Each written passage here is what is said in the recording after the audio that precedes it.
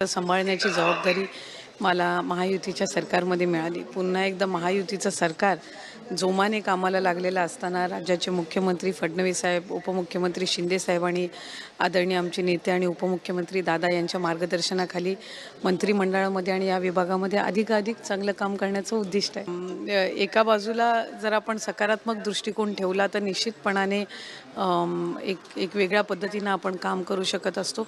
पण मी स्वतःला म्हणजे भाग्यशाली समजते की मंत्री म्हणून काम करण्याची संधी तर मिळालीच, पण कधीही मंत्रिमंडळामध्ये काम करत असताना मुख्यमंत्री असतील, दोन्ही उपमुख्यमंत्री असतील, यांनी कुठेही विभागाकडे दुर्लक्ष केलं नाही. उलट अधिकाधिकच संधी देऊन कसा हा विभाग अजून मुख्य प्रवाहात आणता येईल, महिलांना कसं मुख्य प्रवाहात आणता येईल, ही संधी त्या निमित्ताने दिली आणि त्या संधीचं एक सोनं करण्याचा प्रयत्न विभाग म्हणून आम्ही केला.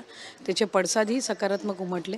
माझी खात्री आहे की महिलांना मुख्य प्रवाहामध्ये अधिकरित्या आणण्याच्या दृष्टिकोनातून पुढच्या कालावधीमध्ये मुख्यमंत्री आणि उपमुख्यमंत्र्यांच्या मार्गदर्शनाखाली आम्ही तितकं सकारात्मक पद्धतीनं आणि अजून जोमाने आम्ही कामाला लागलो आणि त्याचे पडसादसुद्धा एक सकारात्मक आपल्याला पाहायला मिळाले.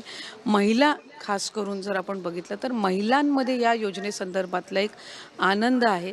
त्यांना एका गोष्टीची कुठे ना कुठेतरी कमतरता जाणवत होती, ती म्हणजे की योजना अनेक आहेत, पण महिलांना आर्थिकरित्या सक्षम करणारी ही पहिली योजना ठरलेली आहे, ज्याचा एक आनंद त्यांच्यामध्ये पाहायला मिळतो आणि तो आनंद त्यांनी मतदानाद्वारे व्यक्त केलेला आहे. आणि जो आनंद त्यांनी व्यक्त केला आहे किंवा जो विश्वास त्यांनी 3 लाडक्या भावांवर दाखवलेला आहे, महायुतीच्या सरकारवर दाखवलेला आहे, त्या विश्वासाला कधी आम्ही तडा जाऊ देणार. च्या अखेरीसपर्यंत डिसेंबर महिन्याचा जो हप्ता आहे हा वितरित होणार आहे. त्यामुळे साधारणपणे काल 24 तारखेला आम्ही त्याची सुरुवात केली. काल सुट्टीचा दिवस होता.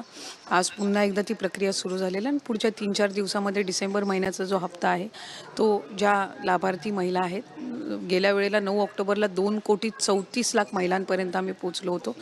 आता त्याच्यामध्ये आणखीन भरच होणार आहे, कारण ज्या आधार सीडिंग झालेल्या नव्हत्या त्या कार्यकाळामध्ये त्यांनासुद्धा आम्ही DBTची सुरुवात केलेली आहे.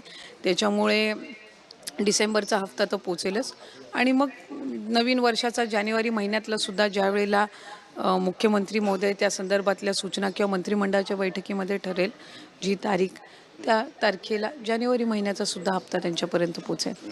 त्या ठिकाणी सकारात्मक पद्धतीनं मंत्री म्हणून जे आम्ही काम करत आहोत जिल्ह्यामध्ये, ते अधिकाधिक आपापला जिल्हा पुढे नेण्याच्या दृष्टिकोनातून आम्ही काम करणार आहोत. पालकमंत्री हा त्याच्यातला फक्त एक भाग झाला, पण शेवटी मंत्री म्हणून किंवा सरकार म्हणून काम करत असताना, महायुतीचे आमदार म्हणून काम करत असताना आपला जिल्हा पुढे नेण्याच्या दृष्टिकोनातून पावलं उचलणं याच्याकडे आमचा जास्ती भर असतो.